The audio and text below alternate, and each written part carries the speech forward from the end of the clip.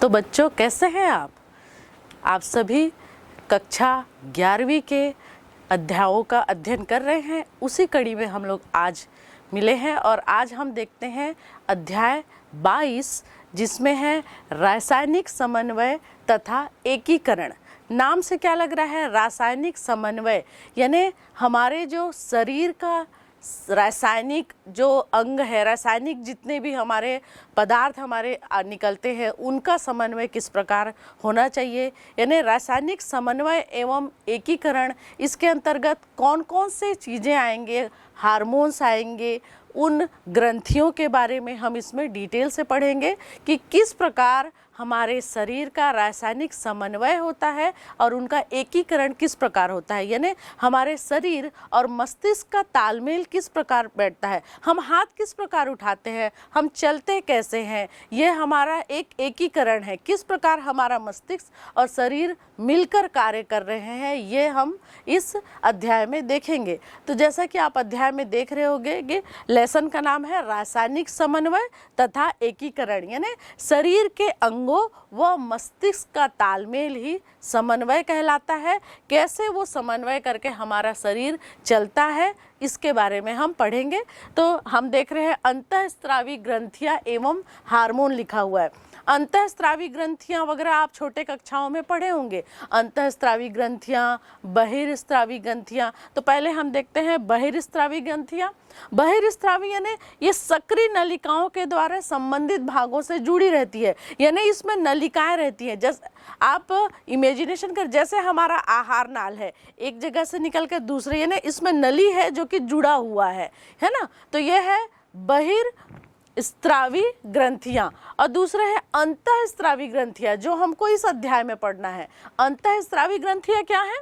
तो अंतःस्रावी ग्रंथियां क्या है? ये संबंधित एपिथेलियम से पृथक हो जाने के कारण नलिका विहीन कहलाती है और इनसे स्रावित जो रसायन, उसको हम हार्मोन कहते हैं। यानी इसमें नलिकाएं नहीं होती हैं। इन ग्रंथियों में रक्त कोशिकाओं का घना जाल फैला रहता है। जैसे कौन है? थायराइड है, पीयूष ग्रंथि है, पीनियल ग्रंथि है। ये जो है अंतःस्रावी ग्रंथियां हैं।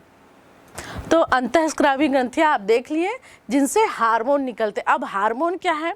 हार्मोन क्या है? सूक्ष्म मात्रा में उत्पन्न होने वाले अपोषक रसायन हैं जो अंतरकोशिकीय संदेश वाहक के रूप में कार्य करते हैं। अगर मैं इसकी परिभाषा बोलूं तो बेलिस एवं स्टार्लिंग के अनुसार ये ऐसे सक्रिय संदेश वाहक रसायन होते हैं जो बाह्य या अंतः उद्दीपन के कारण शरीर के किसी भाग की अंतःस्रावी कोशिकाओं द्वारा स्रावित होकर रक्त में पहुंचकर शरीर के विभिन्न अंगों तक पहुंचते हैं। और इसका जो सूक्ष्म मात्रा है ना, ये भी शरीर के लक्ष्य कोशिकाओं की कार्यकी को प्रभावित करता है। यानी हार्मोन का छोटा से भी मात्रा अगर कम हो जाता है तो शरीर की कार्यकी को ये डिस्टर्ब कर सकता है। हार्मोन जो है, हार्मोन के बारे में हम आगे जब डिटेल और पढ़ेंगे तो उससे पहले हम देखेंगे कि कौन कौन से अंग हैं जहाँ से हार्मोन स्रावित होते हैं। तो आप अपने बुक में देख रहे होंगे, अपने पुस्तक में देखिए, एक चित्र दिया हुआ है जिसमें लिखा हुआ है मानव अंतःस्रावी तंत्र। चित्र में देख रहे हैं, मानव अंतःस्रावी तंत्र क्या है? मानव जो अंतःस्रावी ग्रंथियां है ना, वो और शरीर की कोशिकाएं, ये विभिन्न भाग में स्थित हार्मोन जो है स्रावित करने वाले जितनी भी ऊतक और कोशिकाएं हैं, ये मिलकर अंतःस्रावी तंत्र का निर्माण करते हैं। चित्र में देख रहे हैं कौन कौन सी ग्रंथियां हैं, जैसे पीयूष ग्रंथि है, थाइमस है, थायराइड है, एड्रिनल है, जनन ग्रंथियां हैं नर और मादा में। इसके अतिरिक्त कुछ अंग और भी हैं, जैसे यकृत, वृक्क, हृदय, जठर, आंतरिक मार्ग, जिससे हार्मोन का उत्पादन होता है। और ये सब क्या है? ये सभी अंतःस्रावी ग्रंथियां हैं। अब हम देखेंगे हाइपोथैलेमस के बारे में। दूसरा टॉपिक हमारा देखिए आपकी पुस्तक में है हाइपोथैलेमस। हाइपोथैलेमस क्या है? यह डाइन, जैसे चित्र में देखो आप, डाइनसेफ्लॉन यानी अग्र मस्तिष्क पश्च में का आधार भाग है, जो कि शरीर के विभिन्न कार्यों का नियंत्रण करता है। और हार्मोन का उत्पादन करने वाली तंत्रिका जो कोशिकाएं हैं, तंत्रिका स्रावी कोशिकाएं जिन्हें न्यूक्ली कहते हैं, उनसे हार्मोन निकलते हैं और ये हार्मोन पीयूष ग्रंथि से स्रावित होने वाले हार्मोन के संश्लेषण और स्त्रावण का नियंत्रण करते हैं। और ये जो है हाइपोथैलेमस में जो हार्मोन संश्लेषण हो रहा है या हार्मोन निकल रहा है, ये दो प्रकार के हार्मोन होते हैं। एक होता है मोचक और एक होता है निरोधक। मोचक ये कहते हैं जो पीयूष ग्रंथि से हार्मोन स्त्रावण को प्रेरित करता है, यानी पीयूष ग्रंथि से हार्मोन निकलने के लिए वो प्रेरित करता है। और जो दूसरा निरोधक, नाम से स्पष्ट है, यानी कि पीयूष ग्रंथि से जो हार्मोन है उसको निकलने के लिए ये रोकता है, रोकने के लिए ये रोकने का ये काम करता है। यानी एक होता है जो प्रेरित करेगा और एक होता है रोक रहा है। तो जैसे कि हम एग्जाम्पल देखते हैं कि हाइपोथैलेमस से ही निकलने वाला गोनेडोट्रोपिन मुक्तकारी हार्मोन जो है पीयूष ग्रंथि में गोनेडोट्रोपिन हार्मोन के संश्लेषण और स्त्रावण को प्रेरित करता है, यानी निकलो, ऐसा निकलने के लिए प्रेरित करता है ना। और जो दूसरा रहता है वो रोकता है। तो दूसरा जैसे हम देखते हैं कि हाइपोथैलेमस से ही निकल रहा है कौन, सोमेटोस्टेनिन हार्मोन। सोमेटोस्टेनिन हार्मोन जो कि वृद्धि हार्मोन को निकलने से क्या करता है, रोकता है। यानी एक क्या कर रहा था, आपको निकलने के लिए प्रेरित कर रहा था और एक जो है रोकता है। तो इस प्रकार जो हार्मोन है जो कि हाइपोथैलेमस से निकलते हैं, दो प्रकार के रहते हैं, एक मोचक और एक रोधक हार्मोन। तो बच्चों, हम किस प्रकार अंतःस्रावी ग्रंथियां, उनसे निकलने वाले हार्मोन्स के बारे में हम देख रहे हैं। और जैसा हमने आपके बुक में जो चित्र दिया हुआ है उसके अनुसार पहले हम हाइपोथैलेमस को और अब देखते हैं हम मास्टर ग्रंथि पीयूष ग्रंथि को कि पीयूष ग्रंथि क्या है। पीयूष ग्रंथि जो है एक सेला टर्सिका नामक एक अस्थिल गुहा है जिसपे कि वो लगी होती है, यानी वहाँ रहता है। पीयूष ग्रंथि एक सेला टर्सिका नामक अस्थिल गुहा में स्थित होती है जो कि एक वृंत द्वारा हाइपोथैलेमस से जुड़ी रहती है। आप देखें चित्र में हाइपोथैलेमस था और नीचे की तरफ अग्र मस्तिष्क, पश्च मस्तिष्क जैसा आप देखे थे, उसकी जो जानकारी है मैं दे रही हूँ। एक पीयूष ग्रंथि जो है दो भागों में बटा होता है। पहला है एडिनो हाइपोफाइसिस, दूसरा है न्यूरो हाइपोफाइसिस। पहला मैंने बोला एडिनो हाइपोफाइसिस, दूसरा है न्यूरो हाइपोफाइसिस। उसके बाद जो पहला वाला है एडिनो हाइपोफाइसिस, वो भी दो भागों में विभाजित होता है, पार्स डिस्टेलिस, पार्स इंटरमीडिया। तो हम देखते हैं कि ये पार्स डिस्टेलिस क्या है। पार्स डिस्टेलिस को हम अग्र पीयूष ग्रंथि भी कह सकते हैं, इन्हें इसे अग्र पीयूष ग्रंथि भी कहते हैं। और जिसमें सोमेटोट्रोपिन वृद्धि hormone, growth hormone, prolactin, thyroid, ACTH यानी एडिनोकार्टिकोट्रोफिन हार्मोन, LH ल्यूटोनाइजिंग हार्मोन, पुटिका प्रेरक हार्मोन, इनका स्त्रावण होता है। इन सभी जितने भी हार्मोन हैं इनका स्त्रावण कहाँ से होता है, पार्स डिस्टेलिस से होता है, यानी अग्र पीयूष ग्रंथि से होता है। और दूसरा है पार्स इंटरमीडिया। पार्स इंटरमीडिया से एकमात्र हार्मोन लेनोसाइट प्रेरक हार्मोन MSH या मेलोनट्रोफिन का स्त्रावण होता है। उसी प्रकार हम आगे देखते हैं, दूसरा है न्यूरो हाइपोफाइसिस। पहला मैंने क्या बताया था कि दो पीयूष ग्रंथि दो भागों में विभाजित है। पहला एडिनो हाइपोफाइसिस जिसका हम पढ़े पार्स डिस्टेलिस और दूसरा पार्स इंटरमीडिया। अब हम देखते हैं neurohypophysis. Neurohypophysis pars nervosa भी कहा जाता है या इसे पश्च पीयूष ग्रंथि भी कहते हैं।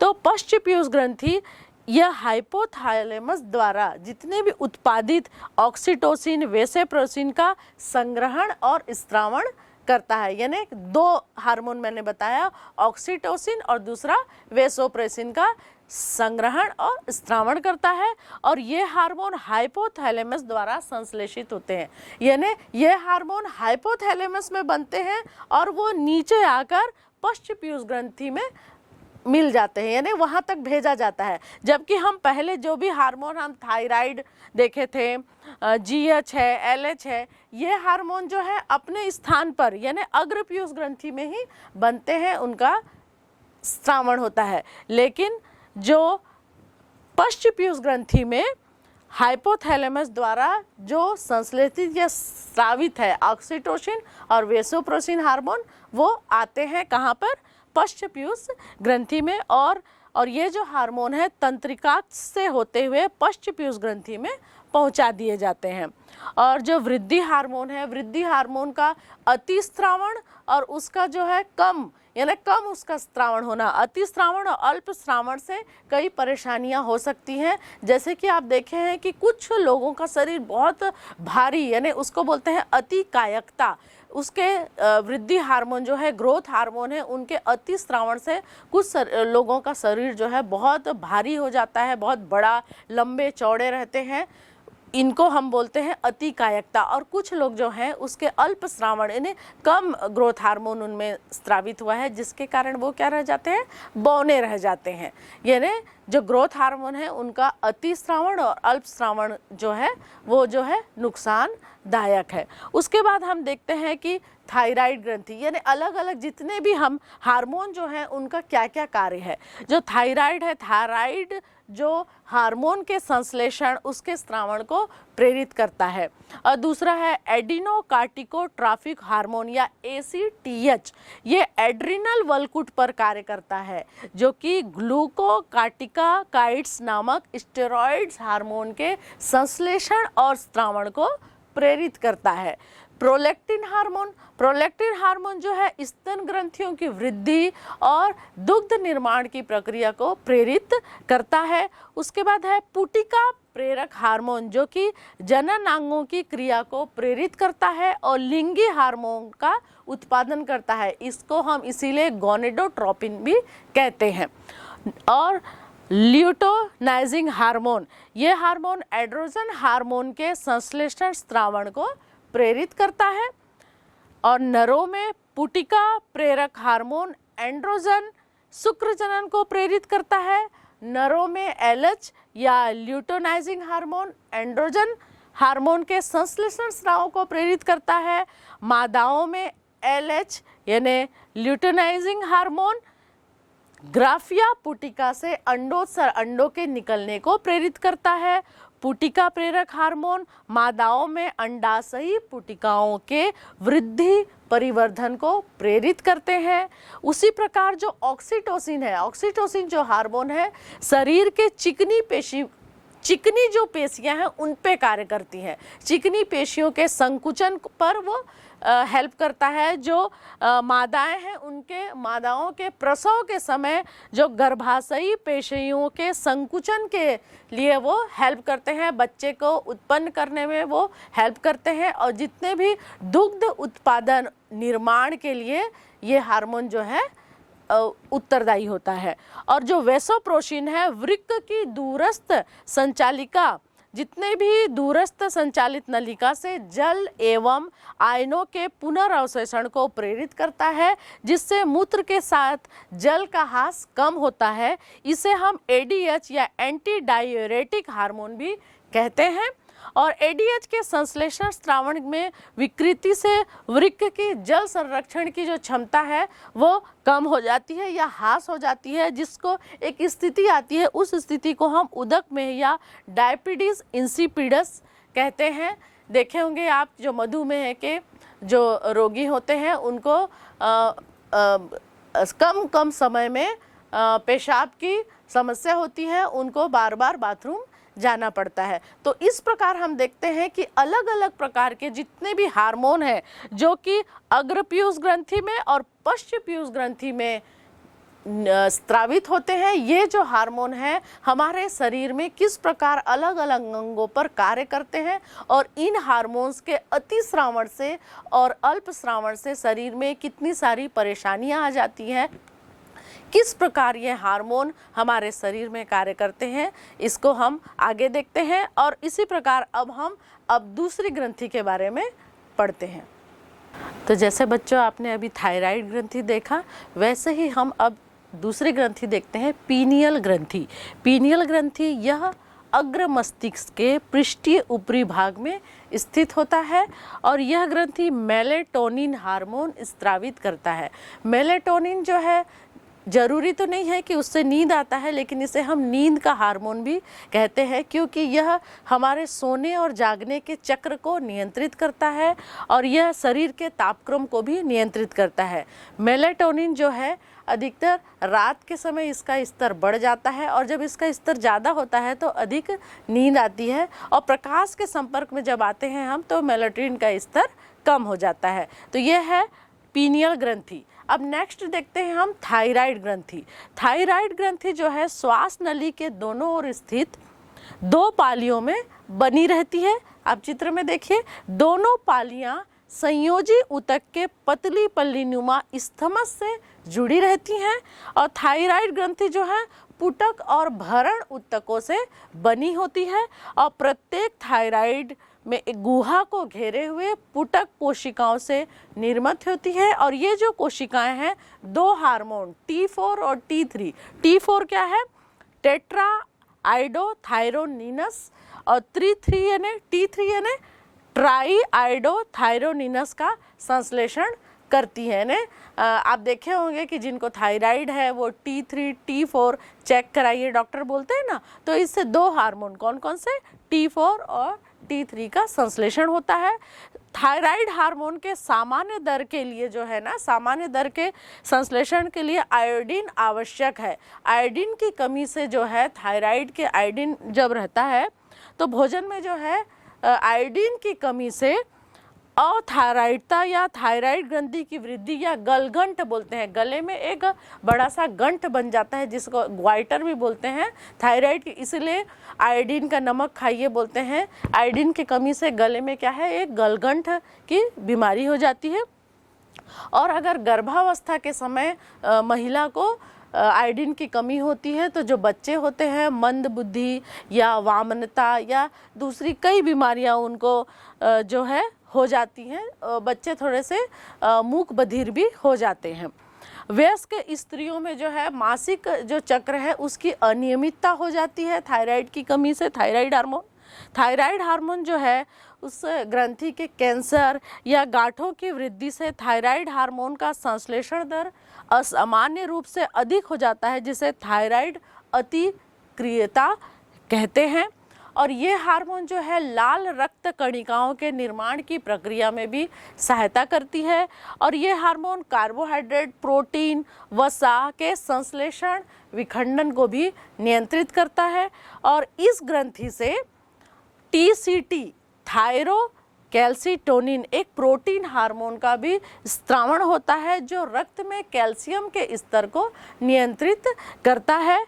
और एक्स ऑप्थेल्मिक ग्वाइटर थायराइड अतिक्रियता का एक रूप है जिसमें नेत्र गोलक जो आँख के गोले हैं वो जो है बाहर की ओर उभर के दिखते हैं और वजन की कमी हो जाती है। इस बीमारी को हम ग्रेव्स बीमारी भी कहते हैं। उसके बाद हम देखते हैं पैराथायराइड ग्रंथि। थायराइड की तरह दूसरा है पैराथायराइड ग्रंथि। पैराथायराइड ग्रंथि मानव में चार पाए जाते हैं, यानी मानव में 4 पैराथायराइड ग्रंथियां जो है थायराइड ग्रंथि की पश्च सतह पर होती है। चित्र में आप देख रहे हैं कि थायराइड ग्रंथि की 2 पालियों पर प्रत्येक में एक एक जोड़ी पैराथायराइड ग्रंथियां पाई जाती हैं, और ये PTH यानी पैराथायराइड हार्मोन नामक एक पेप्टाइड हार्मोन का क्या करती है, स्त्रावण करती है।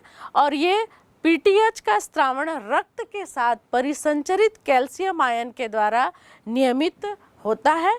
और ये PTH जो है यानी पैराथायराइड हार्मोन रक्त में कैल्शियम के स्तर को बढ़ाते हैं, यानी ब्लड में कैल्शियम के स्तर को बढ़ाते हैं।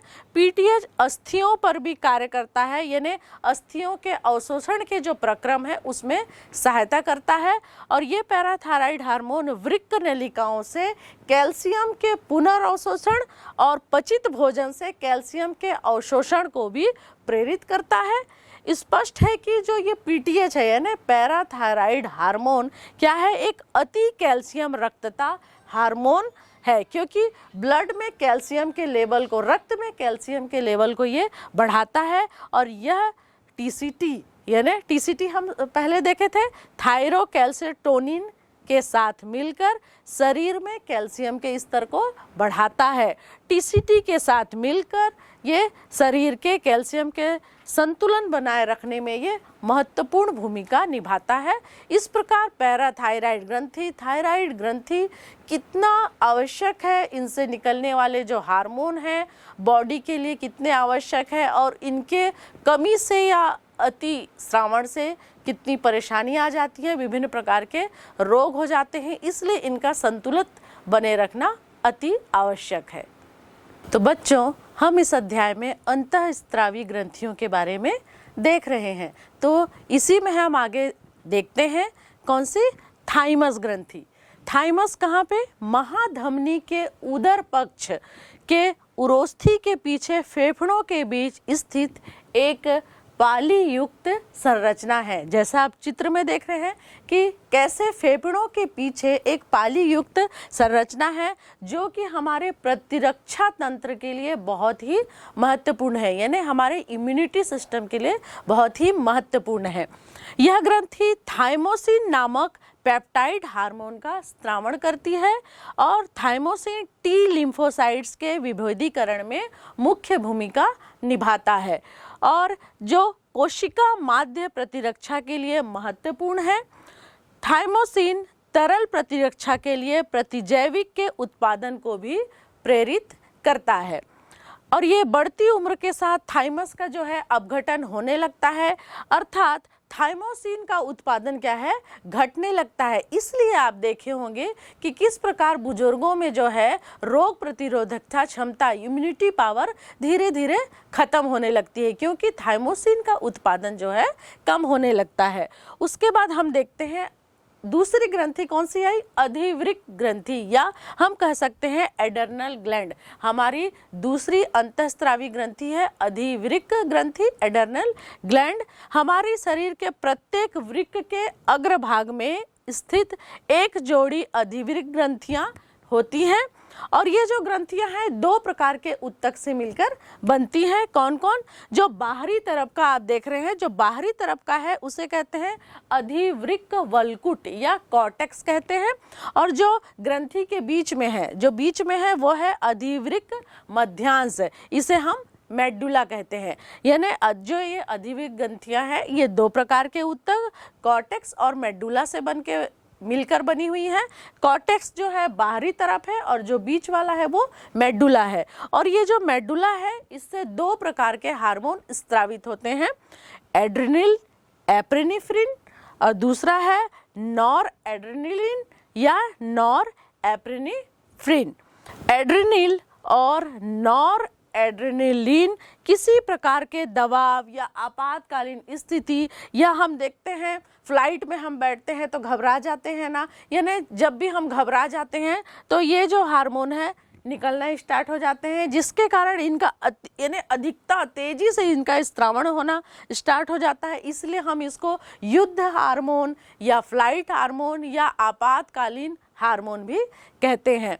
और इस हार्मोन की सक्रियता के कारण जो है, डर के कारण, देखेंगे ना आप लोग, डर के कारण आंख जो है हमारी बड़ी बड़ी हो जाती हैं, है ना, पुतलियां जो हैं बड़ी बड़ी हो जाती हैं और हमारे रोंगटे खड़े हो जाते हैं डर से, और हृदय की धड़कन बढ़ जाती है। इसी हार्मोन के कारण हमारे हृदय की धड़कन बढ़ जाती है, श्वसन की दर बढ़ जाती है, तो हमारा हार्ट बीट भी तेज हो जाता है इसी हार्मोन के कारण। और रक्त में क्या है, ग्लूकोज का स्तर बढ़ जाता है, और लिपिड प्रोटीन के विखंडन को भी ये प्रेरित करते हैं। और ये जो है कॉर्टेक्स 3 परतों में विभाजित होता है। अब हम आए कॉर्टेक्स में, ये 3 परतों में विभाजित रहता है। पहला है जोना ग्लोमेरुलोसा जो कि बाहरी है, दूसरा है जोना फेसिकुलेटा जो मध्य का है, आप चित्र में देख रहे हैं, और तीसरा है जोना रेटिकुलरिस, ये आंतरिक परत है, यानी 3 परतों से मिलकर ये बना होता है। और ये कॉर्टेक्स कई हार्मोन का स्रावण करते हैं जिन्हें हम एक साथ कॉर्टिकॉइड या कॉर्टिकोस्टेरॉइड हार्मोन भी कहते हैं। और ये कॉर्टिकोस्टेरॉइड जो कार्बोहाइड्रेट के उपापचय में संलग्न होते हैं, कार्बोहाइड्रेट के उपापचय में, तो उनको हम बोलते हैं ग्लूकोकॉर्टिकॉइड कहते हैं। यानी जो कार्टिकोस्टेरॉइड हार्मोन कार्बोहाइड्रेट के उपापचय में संलग्न होते हैं, उसको हम ग्लूकोकार्टिकॉइड कहते हैं। और ये हमारे शरीर में कॉर्टिसोल मुख्य ग्लूकोकॉर्टिकॉइड है। और जल और विद्युत अपघट्यों का संतुलन करने वाले कॉर्टिकोस्टेरॉइड मिनरलोकॉर्टिकॉइड्स कहलाते हैं, क्योंकि ये जल और विद्युत अपघट्यों का संतुलन बना रहे हैं। हमारे शरीर में एल्डोस्टेरोन जो है मुख्य मिनरलोकॉर्टिकोइड्स है। कौन सा है? एल्डोस्टेरोन। उसके बाद ग्लूकोकॉर्टिकाइड ग्लाइकोजन संश्लेषण, ग्लाइकोजेनेसिस, वसा अपघटन, प्रोटीन अपघटन आदि को भी ये प्रेरित करता है। कॉर्टिसोल जो है हृदय संवहनी तंत्र के रखरखाव, वृक्क की क्रियाओं में ये संलग्न होता है। और कॉर्टिसोल जो है लाल रुधिर कणिकाएं जो रेड ब्लड कार्पल्स हैं उनके भी उत्पादन को प्रेरित करता है।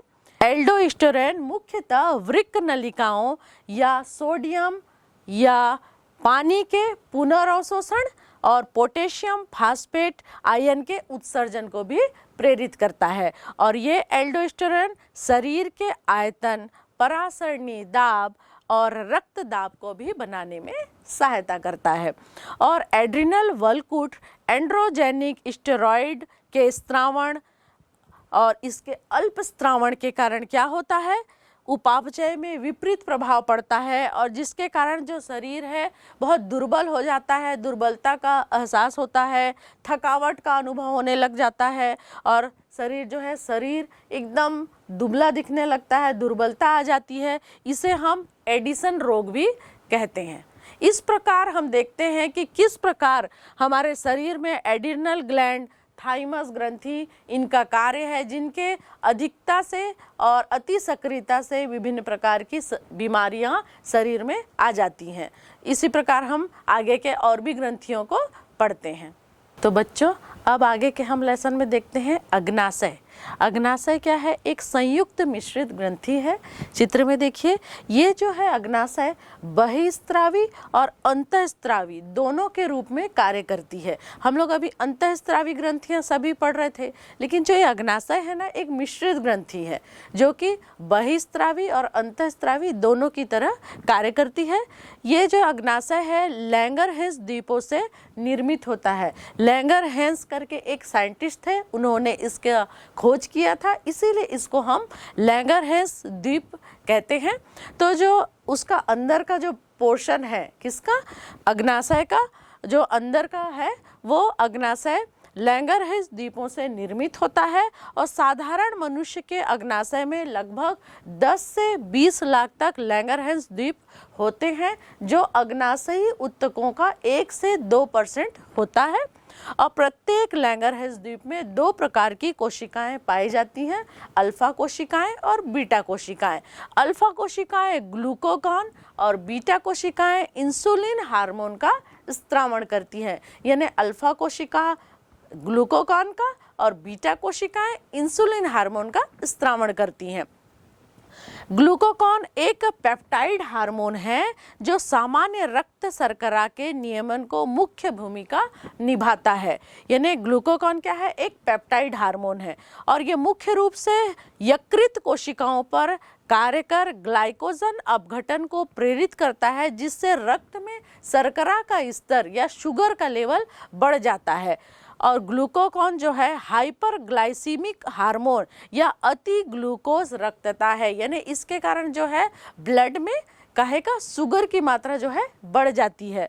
और इंसुलिन क्या है? एक प्रोटीन हार्मोन है जो ग्लूकोज समस्थापन के नियमन में मुख्य भूमिका निभाता है। ये क्या करता है? इंसुलिन मुख्यतः हिपेटोसाइट और एडिपोसाइट पर कार्य करता है और कोशिकीय ग्लूकोज अभिग्रहण और उपयोग को बढ़ाता है, जिसके कारण ग्लूकोज क्या है? तेजी से, तीव्रता से रक्त जो कोशिकाएं हैं उससे हेपेटोसाइट जो है और एडिपोसाइट है उसमें चला जाता है। यानी रक्त से ग्लूकोज क्या करता है, ग्लूकोज को कम करने का काम करता है कौन, इंसुलिन कोशिकाओं को देते जाता है। रक्त है उससे कम करके कोशिकाओं को देता है, जिससे क्या हो जाता है, रक्त में ग्लूकोज की मात्रा कम करता जाता है ये। और रक्त इस तरह जो रक्त शर्करा है उसका स्तर कम यानी हाइपोग्लाइसीमिया कहलाता है, यानी हाइपोग्लाइसेमिया हो जाता है। और जो इंसुलिन है लक्ष्य कोशिकाओं में ग्लूकोज से ग्लाइकोजन बनने की प्रक्रिया को प्रेरित करता है। रक्त में ग्लूकोज समस्थापन का नियमन दो हार्मोन इंसुलिन और ग्लूकागॉन द्वारा होता है। लंबी अवधि तक हाइपोग्लाइसीमिया या अति ग्लूकोज रक्तता के कारण जो है मनुष्यों में डायबिटीज मेलिटस या मधुमेह बीमारी हो जाती है। आप देखे हैं मधुमेह बीमारी बोलते हैं कि मीठा नहीं खाना चाहिए, कि मीठा यानी शर्करा की जो मात्रा है यानी शुगर का लेवल जो है ब्लड में बढ़ जाता है ना, जिससे कि क्या होता है मूत्र के साथ भी शर्करा जो है निकलना स्टार्ट हो जाती है। और इसको इंसुलिन के द्वारा, इंसुलिन क्या कर रहा था, शर्करा की जो मात्रा है उसको कम करके कोशिकाओं को दे रहा था, यानी कम करता है। यानी इंसुलिन के द्वारा जो है सफलतापूर्वक मधुमेह की बीमारी को कम किया जा सकता है या ख़त्म किया जा सकता है। जिनको ज़्यादा जो डायबिटीज़ हो जाता है ना उनको इंसुलिन स्टार्ट हो गया है बोलते हैं ना, यानी इंसुलिन दिया जाता है ऊपर से, ताकि उनमें जो रक्त शर्करा जो है छन कर कोशिकाओं में जाना स्टार्ट हो जाए। इस प्रकार अग्नाशय जो है कार्य करता है। यानी अग्नाशय जो है एक मिश्रित ग्रंथि है, यानी अंतःस्रावी और बहिःस्रावी दोनों की तरह कार्य करता है। ये आप लोग हमेशा याद करेंगे। आगे के अब लेसन में हम देखते हैं वृषण और अंडाशय के बारे में, कि वृषण और अंडाशय किस प्रकार कार्य करता है। तो बच्चों अंतःस्रावी ग्रंथियों को हमने जैसा देख लिया है उसी में ही आगे आप अपने अध्याय में देख रहे होंगे वृषण और अंडाशय के बारे में भी दिया गया है कि इसमें कौन से अंग होते हैं और किस प्रकार कार्य करता है। तो वृषण नर में उदर गुहा या पेड़ों के बाहर वृषण कोश में एक जोड़ी वृषण स्थित होता है। और वृषण प्राथमिक लैंगिक अंग के साथ ही अंतःस्रावी ग्रंथि के रूप में भी कार्य करता है। और वृषण शुक्र जनन नलिका या अंतराली ऊतक का बना होता है। और ये लैडिंग कोशिका या अंतराली कोशिकाएं अंतरनलिकी स्थानों में उपस्थित होते हैं। एंड्रोजन या नर हार्मोन तथा टेस्टोस्टेरोन प्रमुख हार्मोन है जिसका ये स्त्रावण करते हैं। एंड्रोजन नर के सहायक अंगों जैसे यूरेथ्रा, सेमिनल वेसिकल, शुक्रवाहिका आदि के परिवर्धन और परिपक्वन में जो क्रियाएं हैं उनका नियमन करते हैं। और ये हार्मोन पेशी वृद्धि, मुख अक्षीय रोम की वृद्धि, क्रोध, आवाज आदि को उत्तेजित करने के लिए प्रेरित करते हैं। और एंड्रोजन शुक्राणु निर्माण की प्रक्रिया में प्रेरक की भूमिका निभाते हैं। यह केंद्रीय तंत्रिका तंत्र पर नर लैंगिक व्यवहार को प्रभावित करते हैं।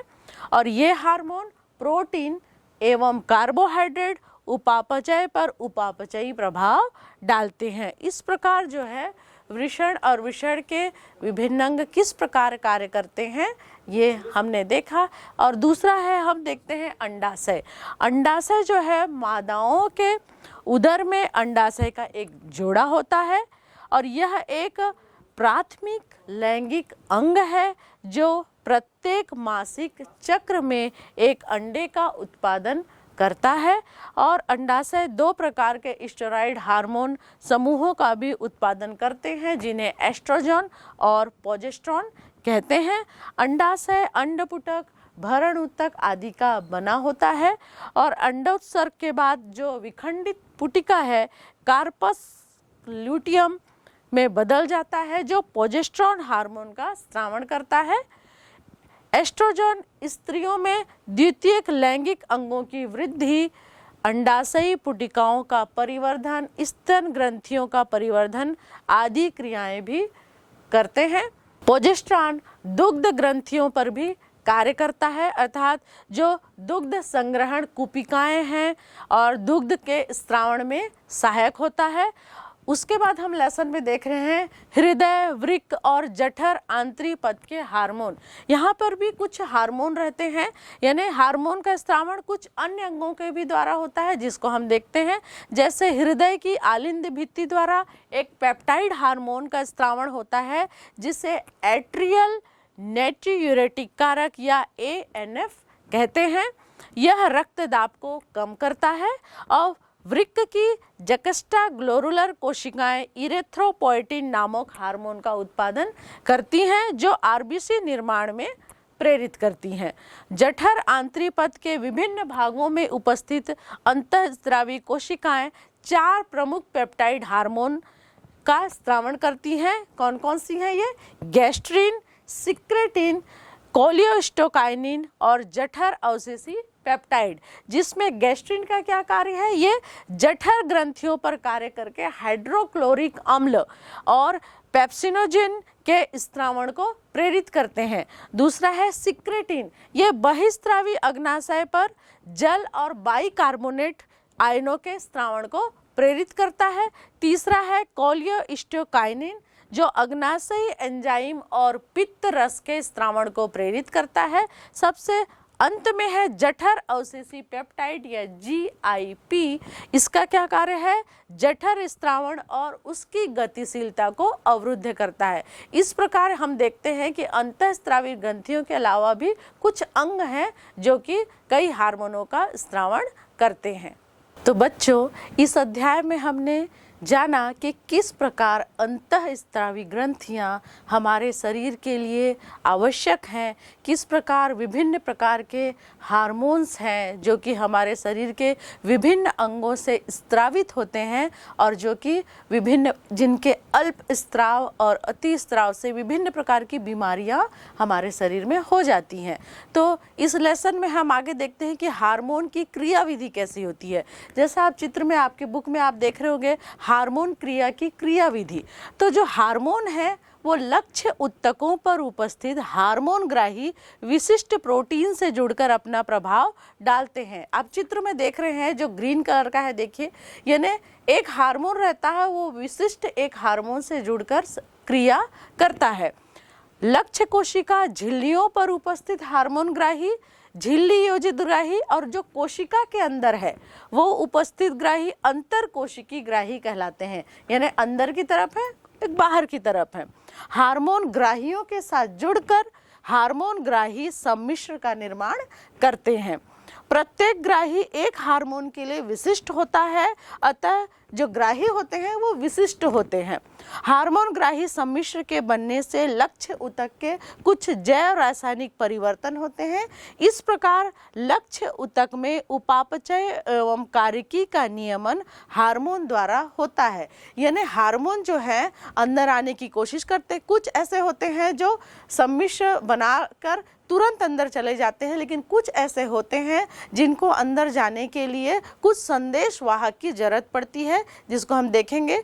और कुछ रासायनिक प्रकृति के आधार पर हार्मोन को समूहों में विभाजित किया गया है, जो कि वेरी इंपॉर्टेंट, बहुत ही महत्वपूर्ण है, जो परीक्षाओं में आता है कि ये हार्मोन जो है किस प्रकृति के है। तो हम देखते हैं जो पेप्टाइड, पॉलीपेप्टाइड या जो प्रोटीन हार्मोन कौन से, जो इंसुलिन है, ग्लूकोगान, पीयूष ग्रंथि हार्मोन और हाइपोथैलेमिक हार्मोन, ये प्रोटीन, ये इस प्रकृति के हैं। कौन कौन से? पेप्टाइड, पॉलीपेप्टाइड या प्रोटीन।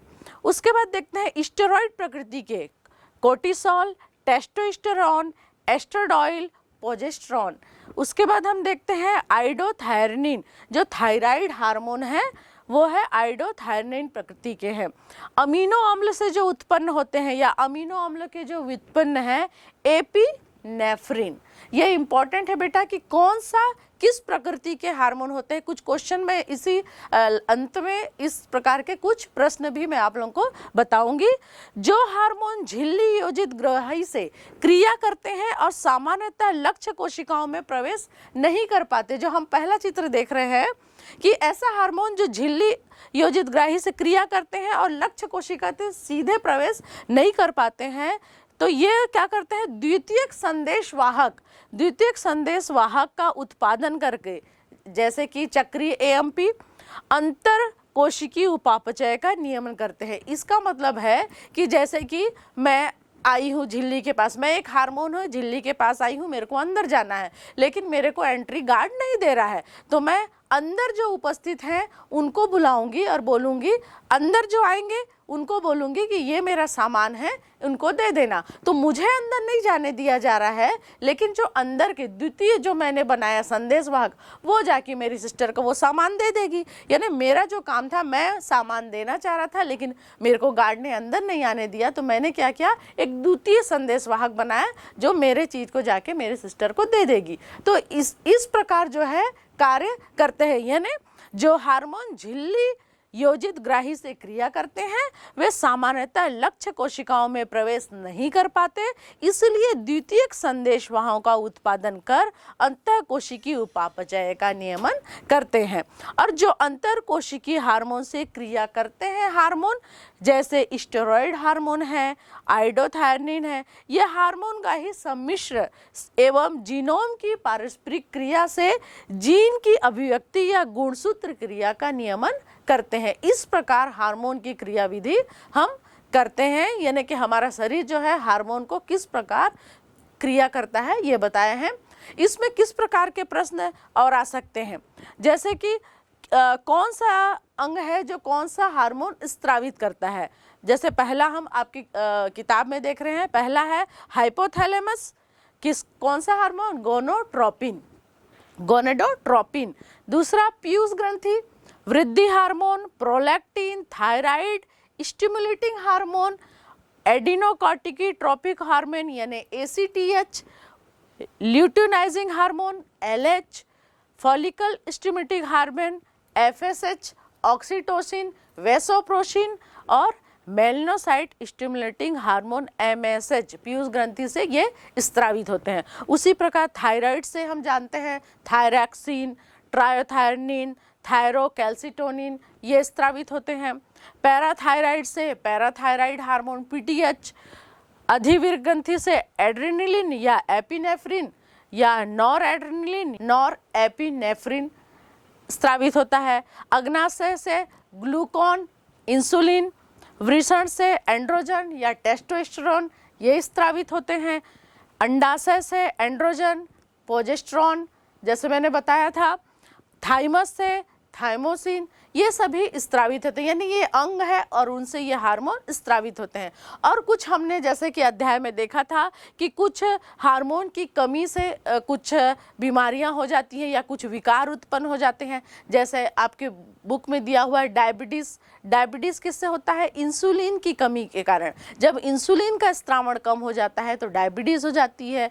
घेंघा का रोग मैंने बताया था, गोइटर या घेंघा किसकी कमी से होता है, आयोडीन की कमी से घेंघा रोग हो जाता है। उसके बाद है क्रिटिनिज्म वृद्धि हार्मोन GH की कमी से हो सकता है। इस प्रकार विभिन्न बीमारियां कुछ जो हार्मोन है उनकी अति अल्पता से और अति सक्रियता से हो जाते हैं। और जोड़े बनाइए, आपकी बुक में दिया हुआ है, जैसे T4 आप तुरंत बता सकते हैं कि थायराइड से संबंधित है। PTH parathyroid, gonadotropic releasing hormone hypothalamus, मैंने पहले भी बताया अभी। और ल्यूटिनाइजिंग हार्मोन पीयूष ग्रंथि से। इस प्रकार हम देखते हैं कि कौन से ग्रंथि से कौन से हार्मोन का स्त्रावण होता है। यह आपको इस अध्याय में हमको जानना पड़ेगा कि अंतःस्त्रावी ग्रंथियों की परिभाषा क्या है, हार्मोन क्या है। तो इस अध्याय में हमने संपूर्ण रूप से जाना कि अंतःस्त्रावी ग्रंथियाँ क्या हैं, वो किस प्रकार कार्य करती हैं और कौन से अंग हार्मोन का स्त्रावण करते हैं और किनकी कमी से कौन सी बीमारी हो जाती है, उसको कैसे पूर्ण किया जा सकता है। तो इस प्रकार रासायनिक समन्वय तथा एकीकरण अध्याय हमारा पूर्ण होता है।